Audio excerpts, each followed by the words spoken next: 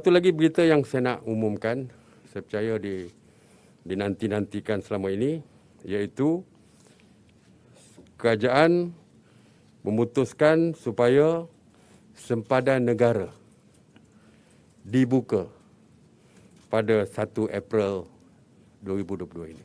Ya. Jadi, keputusan ini dibuat berdasarkan kepada 3 perkara asas, iaitu pertamanya, ia berpandukan sains dan fakta terkini berkaitan COVID-19. Yang kedua, membandingkan keperluan pembukaan sempadan di negara-negara lain. Ketiga, memberikan keselesaan kepada pengembara dan tidak merumitkan perjalanan mereka. Yang paling penting, Malaysia sekarang adalah destinasi terbuka dan boleh dikunjungi semula.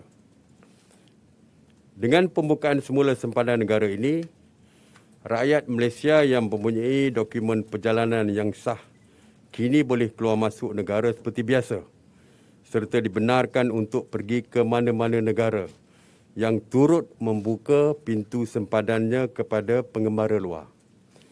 Dalam masa yang sama, rakyat luar negara dengan dokumen perjalanan yang sah juga boleh melakukan pergerakan keluar masuk ke Malaysia tanpa perlu lagi memohon My Travel Pass yang akan dimansuhkan. Sebaliknya, hanya perlu muat turun dan mengaktifkan aplikasi My Sejahtera serta melengkapkan pre-departure from melalui fungsi Traveller dalam My Sejahtera. Walau bagaimanapun, mengambil kira situasi penularan COVID-19, terutamanya gelombang Omicron yang masih melanda negara kita dan kebanyakan negara di seluruh dunia, terdapat beberapa prosedur yang wajib dipatuhi sama ada rakyat Malaysia sendiri maupun pengembara luar yang ingin masuk ke Malaysia. Bagi yang menerima vaksinasi lengkap, dua dos vaksin, tiada keperluan untuk menjalani sebarang tempoh kuarantin dan hanya perlu melalui ujian pengesanan COVID-19 RT-PCR 2 hari sebelum berlepas serta ujian RTK antigen profesional dalam tempoh 24 jam selepas ketibaan.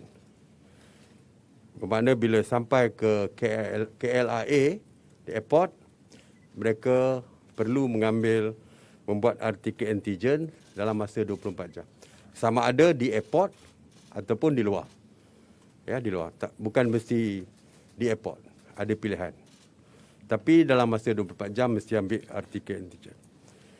Bagi status vaksinasi lain, seperti tidak menerima vaksin atau sebab perubatan yang tidak menerima sebarang vaksinasi, Menteri Yang Berhormat Menteri Kesihatan akan memperincikan prosedurnya untuk makluman umum besok.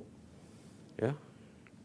Kementerian yang berkaitan juga akan mengeluarkan senarai SOP pembukaan sempadan negara ini secara terperinci dalam waktu terdekat, terutamanya berhubung dengan prosedur di pintu masuk antarabangsa, darat dan juga laut. Pada itu juga saya juga ingin memaklumkan bagi negara yang masih menutup pintu sempadannya, rakyat masih boleh memanfaatkan kaedah Vaccinated Travel Lane ataupun VTL yang telah dipersetujui oleh kerajaan Malaysia dengan negara-negara yang terbabit.